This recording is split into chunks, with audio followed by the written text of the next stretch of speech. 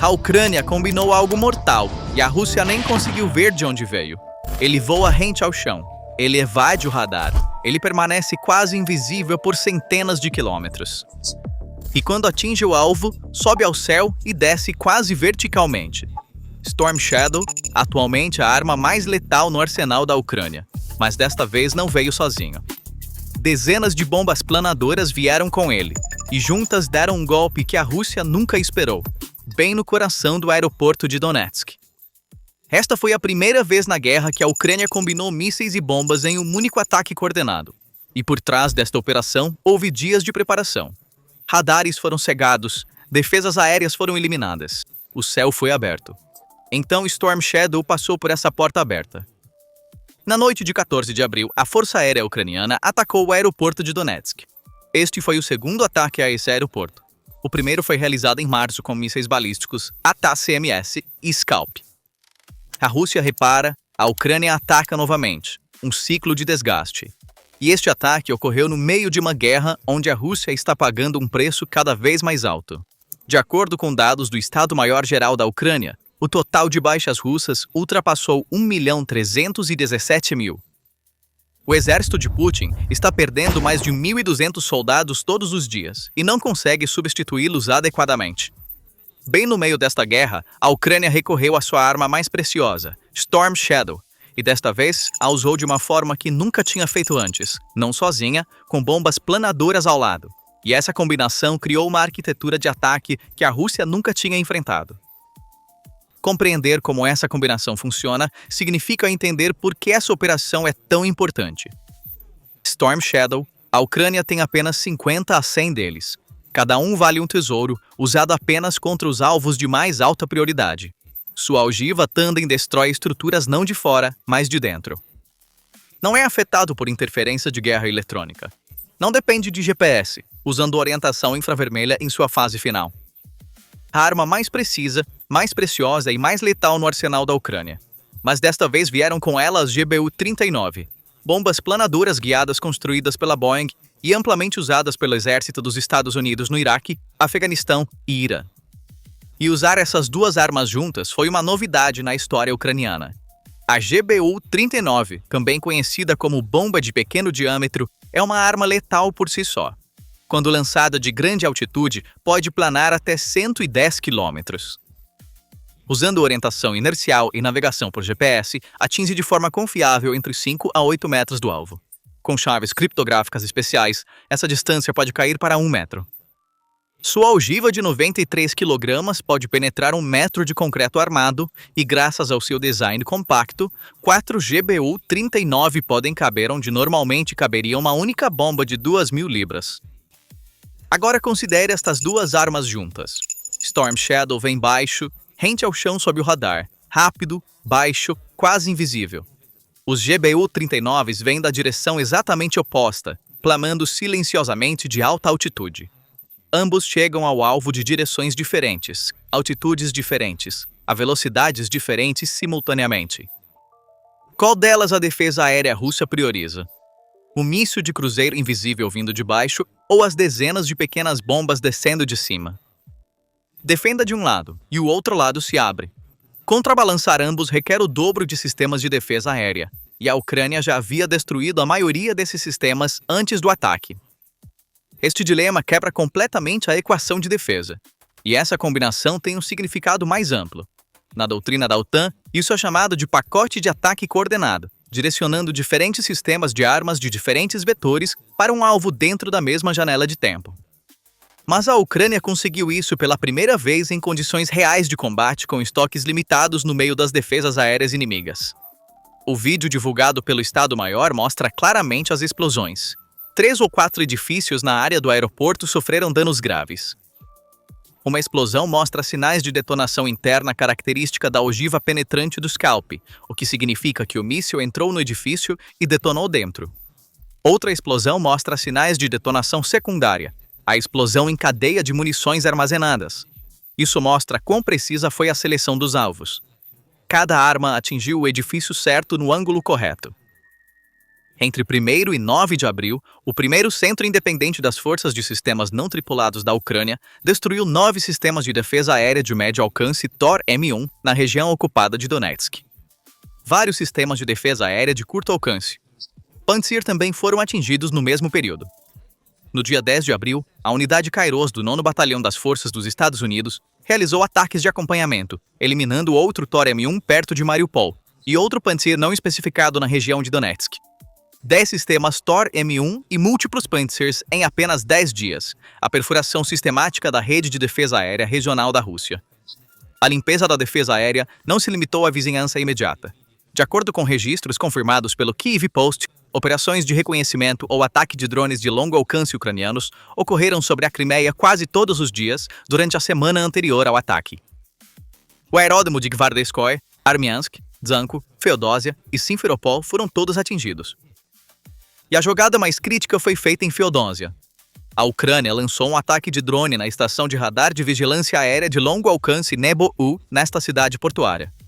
O Nebo-U é um radar raro capaz de detectar alvos aéreos a centenas de quilômetros de distância. Um sistema com a capacidade de capturar um míssil de cruzeiro como o Storm Shadow no ar antes mesmo de atingir. Cegar este radar pode ter sido o passo crítico que permitiu ao Storm Shadow alcançar o alvo sem ser detectado naquela noite. Primeiro, você tira os olhos do céu, depois envia o caçador invisível. O Kyiv Post não conseguiu confirmar de forma independente essa cadeia de preparação, mas o padrão é claro. A Ucrânia enfraquece sistematicamente as defesas aéreas antes de ataques de alto valor, e desta vez, esse padrão se transformou em uma operação de 14 dias. A cada dia, outra camada era removida, até que o escudo de defesa da Rússia sobre o aeroporto de Donetsk fosse completamente perfurado. Mas aqui precisamos parar e fazer uma pergunta. A Ucrânia tem apenas 50 a 100 Storm Shadows. Por que gastou uma arma tão preciosa no aeroporto de Donetsk?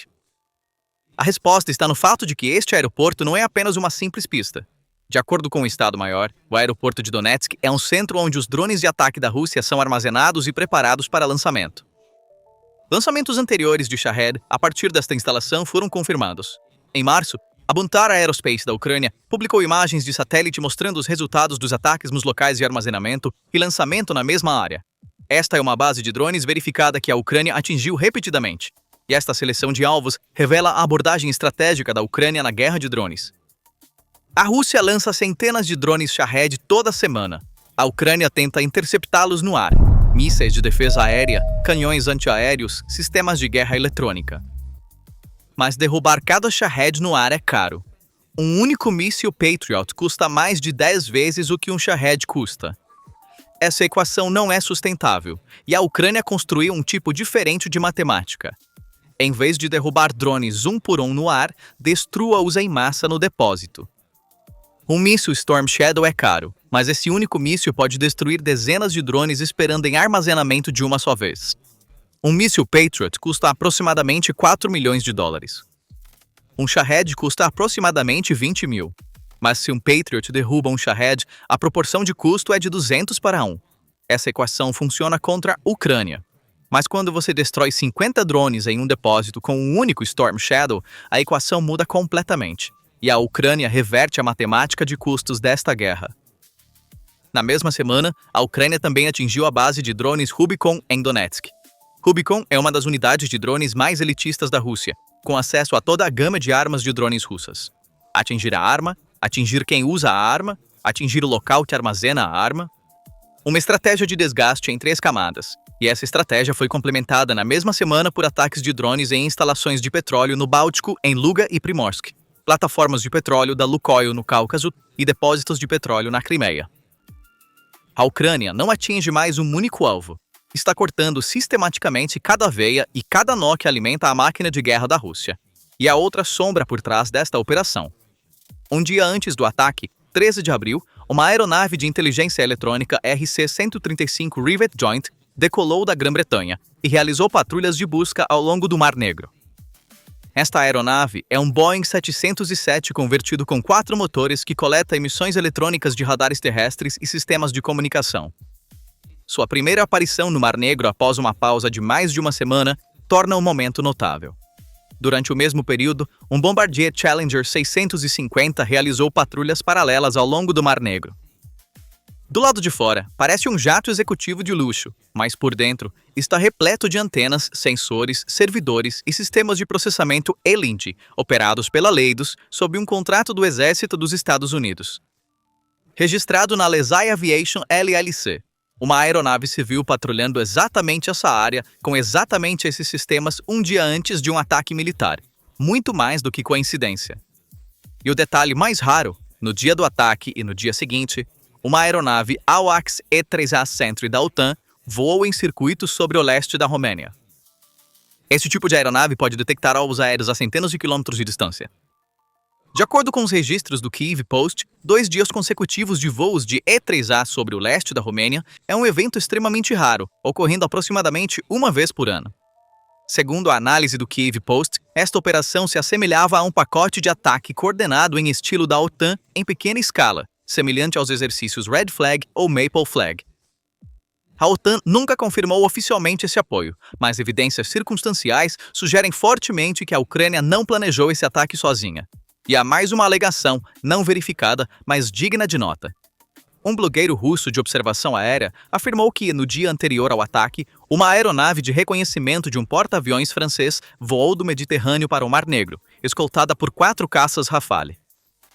Nenhuma outra plataforma confirmou isso, mas se for verdade, isso significaria que esta operação envolveu não apenas a Ucrânia e a inteligência anglo-americana, mas também as forças navais francesas.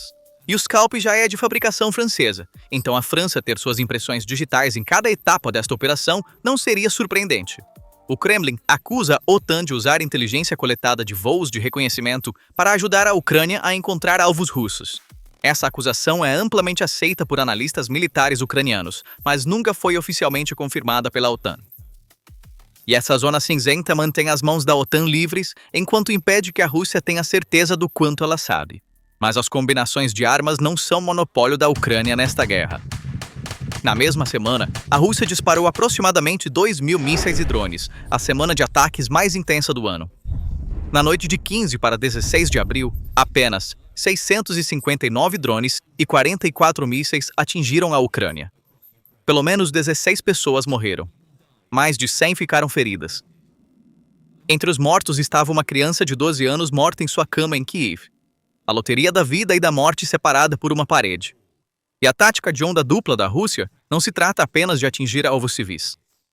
De acordo com o Instituto para o Estudo da Guerra, a primeira onda é na verdade uma forma de guerra de reconhecimento, forçando a Ucrânia a ativar seus sistemas de defesa aérea, expondo seus radares e posições de interceptação. Drones na primeira onda transmitem essa informação de volta aos comandantes de mísseis, e quando a segunda onda chega, ela já sabe onde estão as defesas. Considerando que uma terceira onda também veio, 300 ataques a mais dentro de 24 horas, essa tática pode estar evoluindo para um ataque de 3 ondas. E o fato de que o período de calma, após o falso cessar-fogo de Páscoa, veio logo antes desta onda massiva de ataques, confirma o padrão. A Rússia faz uma pausa, acumula estoques e depois ataca com força total. Ambos os lados usam a mesma matemática de armamento, mas a diferença da Ucrânia é combinar essa matemática com a doutrina da OTAN, e a zona de morte está se expandindo. Alvos a apenas alguns quilômetros além da linha de frente costumavam estar em risco. Agora essa distância se estendeu para 50, 60 quilômetros. Drones da Brigada Azov sobrevoaram a cidade de Donetsk sem obstáculos e ameaçaram a logística russa 60 quilômetros atrás da linha de frente. Nada longe da frente está seguro mais, e a cada dia essa linha avança um pouco mais. Os números falam.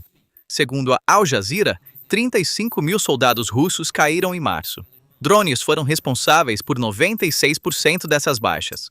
O presidente finlandês Stubb revelou que a proporção de baixas é de 1 ucraniano para 5 russos. O Serviço de Inteligência SBU afirmou que seu grupo Alpha destruiu aproximadamente 2.000 drones, 1.300 sistemas de vigilância, 1.400 veículos e 90 peças de artilharia em um mês. Custo por morte, $1.500 a $3.000. Esta guerra não é mais uma guerra de linha de frente, é um processo de desgaste industrial. E naquela mesma semana, Zelensky anunciou que a Ucrânia recapturou o território ocupado pela primeira vez usando apenas veículos terrestres não tripulados. Robôs. Nenhum soldado humano, apenas máquinas. Uma operação conduzida pela 3ª Brigada de Assalto Separada. E o momento desta operação não é coincidência. O presidente ucraniano Zelensky está em uma turnê de exportação de defesa pela Europa. Ele visitou a Alemanha, Noruega e Itália esta semana, pedindo a todos eles a mesma coisa: mais sistemas de defesa aérea, especialmente mísseis Patriot. Ele está promovendo as tecnologias, capacidades de drones e combinações de armas que a Ucrânia desenvolveu na guerra para países europeus. A Ucrânia quer se posicionar como o arsenal da Europa para exportar a tecnologia que testou no campo de batalha para seus aliados. Esta operação em Donetsk é a demonstração mais poderosa dessa turnê.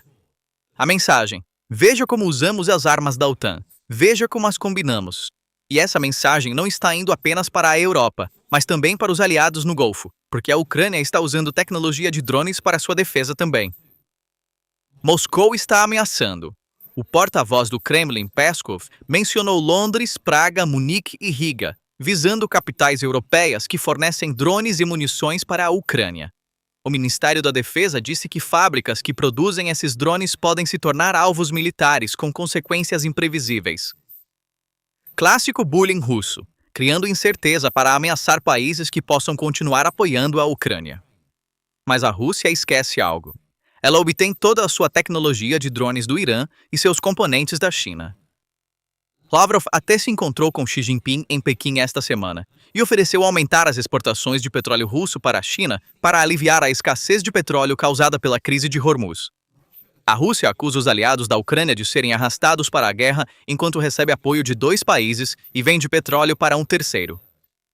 Está fazendo exatamente a mesma coisa que ameaça. E os equilíbrios na Europa também estão mudando. Na Hungria, Viktor Orbán foi derrotado por uma maioria esmagadora. O aliado mais próximo do Kremlin dentro da União Europeia caiu. Orbán havia bloqueado um empréstimo de 90 bilhões de euros da União Europeia para a Ucrânia. Na sua ausência, há esperança de que este empréstimo avance mais rapidamente, um recurso vital para a Ucrânia sustentar a guerra. Na noite de 14 de abril, a Ucrânia abriu uma porta, e não há como voltar atrás. Pela primeira vez, um míssil de cruzeiro e bombas planadoras foram combinados na mesma operação. Pela primeira vez, um pacote de ataque em camadas ao estilo da OTAN foi projetado. Pela primeira vez, dias de limpeza de defesa aérea foram coroados com uma única operação noturna. E pela primeira vez, surgiram fortes evidências de que os olhos eletrônicos da OTAN estavam por trás desta operação. Esta guerra não é mais vencida com uma única arma, é vencida com combinações de armas. Storm Shadow não vem mais sozinho. Bombas planadoras ao seu lado, limpeza de defesa aérea à sua frente, inteligência da OTAN por trás. E a Ucrânia torna essa combinação mais letal a cada dia. Este foi o segundo ataque ao aeroporto de Donetsk. Um terceiro, um quarto virão. A Rússia repara todas as vezes. A Ucrânia ataca novamente todas as vezes. E a cada vez, a equação de defesa da Rússia fica um pouco mais difícil. Então, como a Rússia responderá a essa nova arquitetura de ataque? Reposicionará suas defesas aéreas apenas para que a Ucrânia as destrua também? Ou cada nova combinação transformará a equação de defesa em um quebra-cabeça insolúvel? E o que a Ucrânia adicionará a essa combinação na próxima vez? O que você acha disso? Compartilhe seus pensamentos nos comentários. Não se esqueça de se inscrever no PPR Global e ativar as notificações para ficar atualizado sobre nossas análises. Obrigado por nos escolher.